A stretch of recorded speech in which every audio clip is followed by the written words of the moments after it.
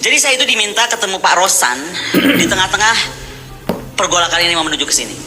Pak Rosan minta saya gabung di 02. Saya sampaikan Pak Rosan, kenapa saya mesti gabung 02? Saya ini akademisi, saya ada di mana-mana. Toh saya bantu Pak Prabowo minta apa nih untuk bikin roadmap pertahanan kalau jadi presiden. Saya di tim itu Pak. Oke. Lalu dia bilang nggak bisa, harusnya Mbak Koni lebih clear, pakai baju biru muda masuk. Saya bilang, sebentar sebelum saya bilang apa dulu, saya mau tanya, emang Pak Prabowo ini bakal jadi presiden berapa lama? Ini nyampaikan Pak Rosan loh, duta besar kita mantan di Amerika. Jadi rencananya 2 tahun. 3 tahun berikutnya diikuti oleh Gibran. Saya langsung bangun, sebentar Pak Rosan. Jadi akan 2 tahun, lalu langsung diganti oleh Gibran. Pertanyaan gua bodoh aja nih. Lu yakin Prabowo dibiarkan hidup oleh Jokowi 2 tahun? Kalau saya jadi Gibran atau jadi Pak Jokowi, saya matiin besok. Loh, betul gak sih? Kalau dia bisa mengkhianati Ibu Megawati Soekarno Putri dengan segala perjuangan yang menjadikan dia ada di istana sampai 2 kali, ada jadi gubernur Jakarta, ada jadi wali kota, apa bedanya dia bisa bunuh Pak Prabowo di tengah jalan? Makanya statement saya kan jadi kuat bahwa Pak Prabowo itu digunakan, bahwa Gibran itu memberatkan. Itu kan bahasa-bahasa saya, dan saya of course saya bilang sama Pak Rosan, saya nggak mungkin ada di sana. Ya, bismillahirrahmanirrahim. Assalamualaikum warahmatullahi wabarakatuh. Klarifikasi dari TKN, Pak Rosan. Salam sejahtera rekan-rekan. Terima kasih sudah hadir di acara hari ini. Ya, kita akan mendengar penjelasan dari Pak Ketua TKN Prabowo Gibran, Pak Rosan Ruslani, terkait apa yang beredar beberapa hari ini soal pernyataan Saudari Koni Rahakundini. Pertama-tama tentunya saya sangat terkejut dan juga sedih juga gitu ya, karena ini datang dari Ibu Koni yang seorang akademisi dan intelektual yang mestinya tidak memberitakan berita-berita yang tidak benar, berita-berita kebohongan seperti itu. Kalau boleh saya cerita sedikit biar semuanya pada jelas ya, bahwa saya sebelumnya tidak pernah mengenal Bu Koni sebelumnya ya. Saya tidak pernah mengenal Bu Koni. Kemudian saya dikontak oleh Ketua Tim Media Pak Prabowo bahwa Bu Koni ingin bertemu dengan saya. Saya tanya untuk apa? Untuk 2 hal. Satu, ingin bergabung dengan tim Pak Prabowo dan Mas Gibran, dan juga ada aspirasi pribadi beliau. Saya bilang ya kalau ada orang mau bergabung tentunya saya selalu terbuka ya kan. Dan kemudian beliau didampingi oleh ada 1 orang lagi saya lupa, kemudian oleh Ketua Tim Media Mas Angga datang ke kantor saya. Itu bulan November akhir ya, bulan November akhir datang ke kantor. Kemudian beliau bilang apa yang disampaikan beliau ini, bahwa beliau memang ingin bergabung kepada tim TKN, ingin bergabung ya. Tentunya saya menyambut baik, tapi beliau juga menyampaikan bahwa beliau ini bingung juga karena selama ini sudah menjelek-jelekan Mas Gibran, terutama ya Pak Jokowi, tapi terutama Mas Gibran, dan banyak yang diucapkan oleh beliau yang mungkin saya tidak sampaikan di sini karena agak kasar ya mengucapkan mengenai Mas Gibran-nya. Dan kemudian beliau saya bilang ya kalau mau bergabung ya udah Ibu deklarasi saja, kemudian bekerja yang baik untuk tim kami. Beliau ini bingung, dia bilang, waduh saya udah sering ngejelekin Gibran. Dia bilang, gini deh, saya liburan ke Eropa dulu 1-2 minggu ini. Liburan 1-2 minggu ini, kemudian saya akan kembali dan saya akan deklarasi, akan join, gabung lah, dia bilang. Tapi saya mesti mikirin alasannya nih, exitnya, beliau bilang lebih tepat, exitnya, alasannya. Karena selama ini saya kan udah ngejelek-jelekin, biar kelihatan bagus alasan saya. Ya Ibu pikirkan saja, silahkan, saya bilang gitu. Dia bilang oke. Dan beliau Ibu Koni juga mau ketemu Mas Gibran. Saya bilang ya kalau Ibu sudah menyatakan dukungan ya oke, nanti saya atur ketemu dengan Mas Gibran. Dan saya sempat sampaikan juga itu ke Mas Gibran. Oke, itu yang pertama. Kedua, pernyataan yang 2 tahun itu bukan datang dari saya, gitu. Beliau menyatakan, ini gimana kok sudah 2 tahun, atau mungkin lebih cepat kalau ini pernyataan beliau ya. Kalau tiba-tiba Pak Prabowo, kalau saya ini orang intelijen, saya bilang bisa aja Pak Prabowo diracun, dia bilang gitu, bisa lebih cepat. Itu gimana? Saya bilang, Bu, udah, hubungan itu tidak batas. Ya udahlah, itu Bu, jangan kita sih tidak ada pikiran seperti itulah, janganlah gitu. Ini pernyataan beliau gitu, bukan pernyataan saya. Jadi saya kemudian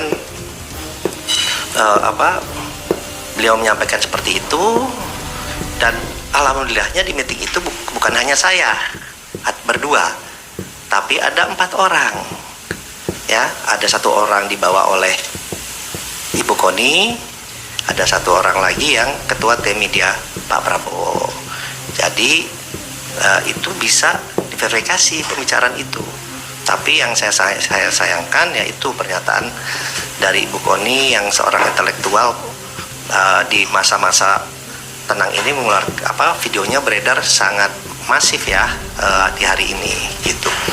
Ya, kami pun melihat bahwa banyak di masa-masa tenang dan di saat-saat ini juga banyak sekali berita-berita hoax, berita-berita yang tidak benar, isinya fitnah yang ditujukan kepada Pak Prabowo, pada tim, dan juga ternyata sekarang kepada saya. Ya, itu yang pertama. Kemudian dan yang kedua adalah sebelum pulang Bu Koni bicara ke saya, kita bicara berdua. Intinya beliau ternyata ingin menjadi wakil menteri luar negeri, permintaan beliau, atau Wamenhan, tapi lebih pengen jadi wakil menteri luar negeri. Saya bilang, Bu, itu bukan domain saya, tapi kalau Ibu bekerja, Ibu ke Pak Prabowo, mungkin ada penilaian lain, itu prerogatif Pak Prabowo, silakan disampaikan ke beliau. Jadi itu keinginan dari Ibu Koni yang disampaikan saya, ingin menjadi wakil menteri luar negeri, keinginannya, atau Wamenhan, tapi lebih ke Wamenlu. Koni Rahakundini, provokasinya memang selalu luar biasa, dan menurut saya tidak bisa dibiarkan terus-menerus orang ini, karena provokasinya membahayakan keutuhan bangsa dan negara. Dugaan saya Koni Rahakundini ini mengajukan proposal seperti itu, ingin bergabung dengan TKN, kemudian dengan tawaran atau permintaan ingin menjadi Wamenlu atau Wamenhan, kemudian ditolak oleh Pak Prabowo atau oleh tim TKN. Dugaan saya. Jadi kemudian kecewa, marah-marah, tebar provokasi sana sini. Yang terakhir ini fitnah luar biasa, keji banget menurut saya. Menurut saya harus dibungkam dengan jalur hukum agar tidak mambrah-mambrah gitu loh. Cuman persoalannya ini kan sedang hari tenang ya, memang serba sulit juga. Tetapi setidaknya bahwa jejak digitalnya kan masih sangat mudah ditemukan, tersimpan rapi di berbagai kanal medsos, sudah menyebar masif sekali. Memang di WhatsApp group saya juga ada lebih dari 2-3 kali video yang sama. Monggo aja itu TKN saya kira yang akan proses itu, dan tim lawyernya Pak Jokowi juga saya kira, karena dia memfitnah Pak Jokowi menurut saya dengan pikiran sekeji itu, pikiran kejinya dia, kemudian berusaha mau disamakan dengan Pak Jokowi. Masya Allah. Alay kare mung wadon pancen ya. Perlu asupan 2 kali. Sorry. Ya, yang dijaga lah, Masya Allah. Sebelum ini saya sudah pernah menanggapi Koni Rahakundini ini. Ya, ini ketika dia memprovokasi rakyat, ingin mengadu domba antara rakyat dengan TNI kalau menurut saya. Mengatakan bahwa TNI jangan macam-macam gitu ya. Karena satu orang TNI akan berhadapan dengan 300.000 sekian rakyat gitu. Jadi provokasinya ngeri lah, seolah-olah ingin memprovokasi rakyat agar melawan TNI. Dia juga meminta agar Pak Jokowi mundur kalau sebagai lelaki yang sejati gitu. Karena Pak Mahfud MD juga mundur. Lah apa hubungannya dengan Pak Jokowi? Memangnya kalau presiden mundur itu urusannya gampang negara ini, Pak? Enak saja. Jadi provokasinya luar biasa nih. Saya perhatikan beberapa minggu terakhir Koni Rahakundin ini, nggak tahu nih lagi kayak ayam memeti. Ayam memeti tahu nggak? Wak apa beli telabung. Aduh, Chan. Lah ya, katanya pengamat militer, intelijen, akademisi, apa tidak bisa membuat narasi yang sejuk, narasi yang bisa menjadi uswah, contoh bagi masyarakat lain di bawah dalam menghadapi pemilu ini agar dihadapi dengan tenang, menjalani pesta demokrasi dengan riang gembira sesuai dengan pilihan masing-masing, gitu ya.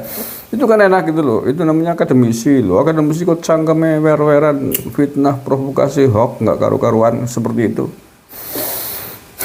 Ya Allah, ya nggak mungkin lah dalam konteks begini. Pak Rosan itu baru ketemu sampai berani mengungkapkan cerita sesadis itu kepada orang yang baru ketemu, kan tidak mungkin, salah dari mana.